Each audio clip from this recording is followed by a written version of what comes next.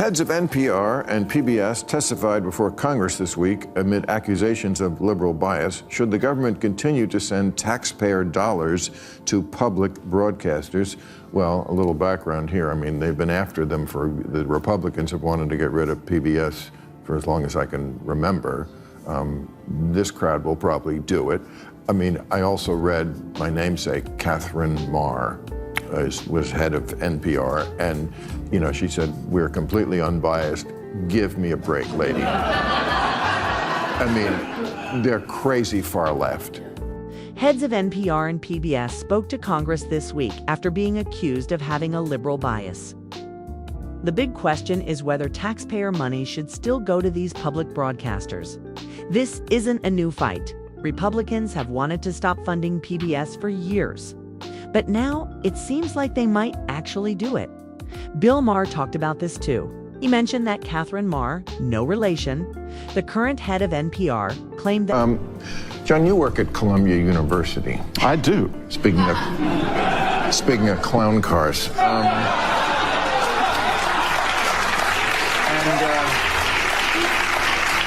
I should say that I have been on a blissful sabbatical for the entire year. Lucky you. I only know so much, but go ahead. All right. Well, I mean, starting last week, Trump is going to war now on elite universities. Now, I cannot be a hypocrite. I went through my book that came out last year. It'll be out in paperback very soon. And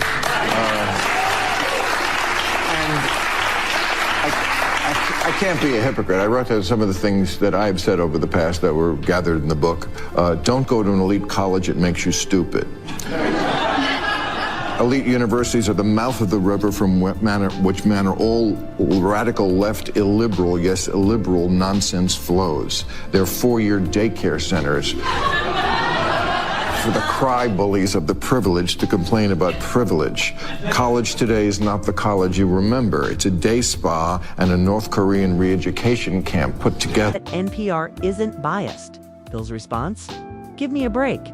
But he believes NPR leans way too far to the left recently. Bill Maher had a heated exchange on his show with Columbia professor John McWhorter. McWhorter is known for supporting progressive or woke ideas. From the start, Maher didn't hold back. It seemed like he had been waiting a long time to go after someone like McWhorter, and when he did, he went all in. Maher criticized elite universities for no longer focusing on real education. Instead, he said they've become places that push extreme political ideas. He called them daycares for privileged kids who complain about privilege. According to him, colleges today feel more like a mix of a luxury spa and They're asshole factories.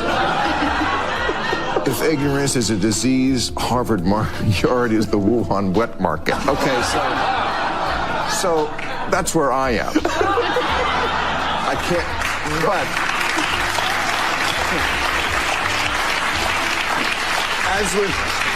I get the inclination, but as with most things now with this new administration, the way they do it, you can't do it by taking people off the street just because they wrote an op-ed pro-Palestinian. I'm not pro-Palestinian the way they see it either, but, these people who are just disappeared because they have a tattoo. I'm so glad I don't have a tattoo. Brainwashing camp.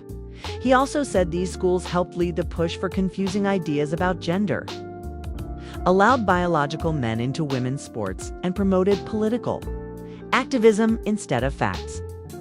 He even joked that if ignorance was a disease, Harvard would be the source of it.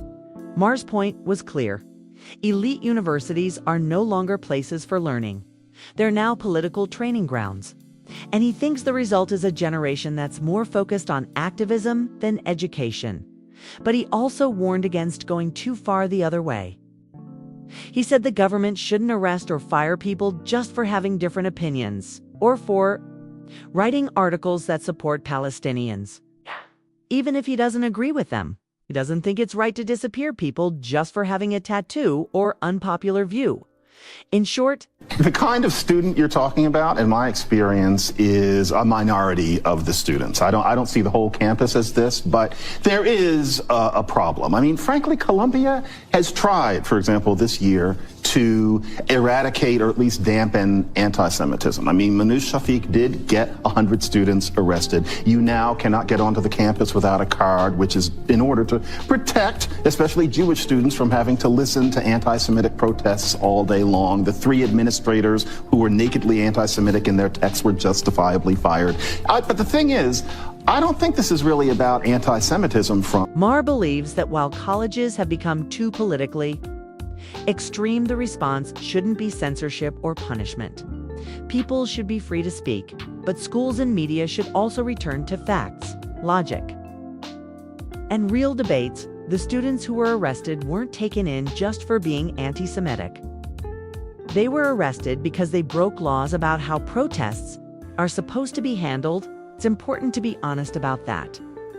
In the US, everyone has the right to speak their mind, whether for or against any cause. But free speech doesn't mean you're free from the consequences, especially if a protest turns into vandalism, illegal occupations, or threats. That's where things cross the line. Now, let's talk about what's really causing this mess. College professors pushing extreme political views. Did the panel think of Democratic Congresswoman Jasmine Crockett calling Texas governor, okay, she's from Texas, the governor, Greg Abbott, who is paralyzed and uses a wheelchair, she called him Governor Hot Wheels.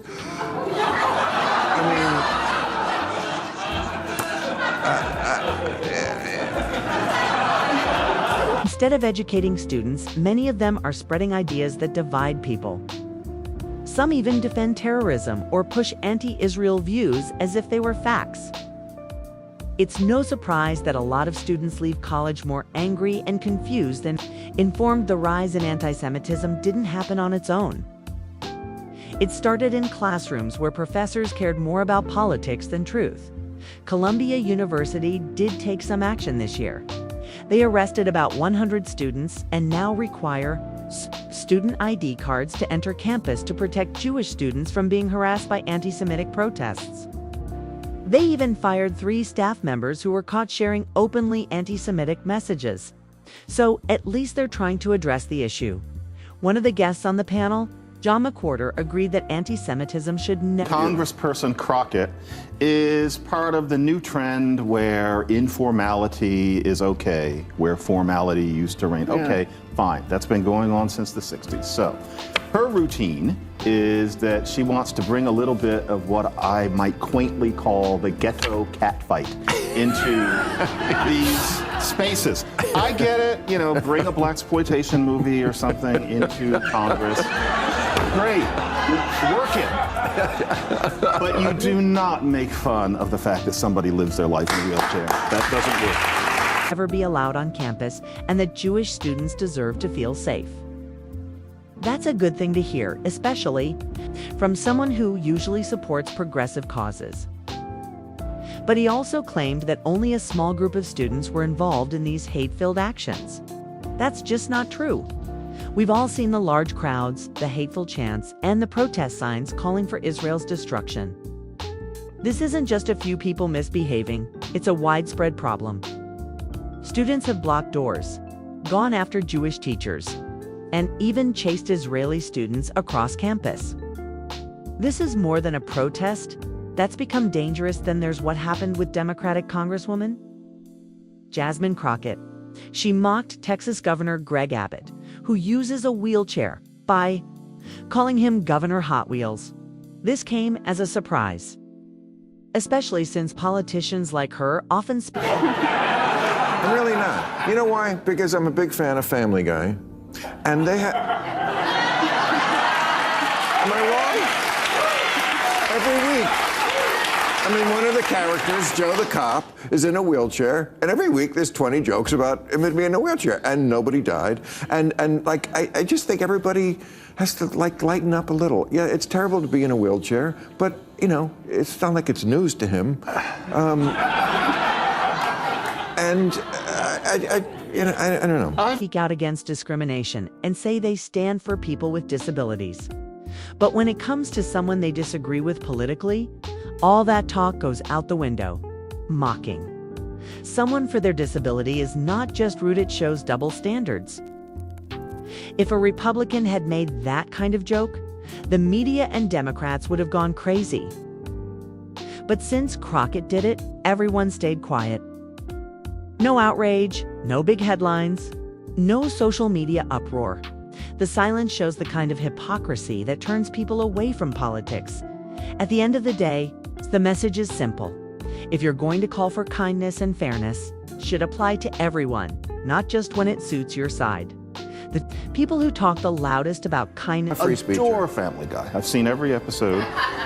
But that wasn't a cartoon. This is real life, and she was saying it with dismissive hostility as opposed to the cartoonish, we can get away with it because we're drawn.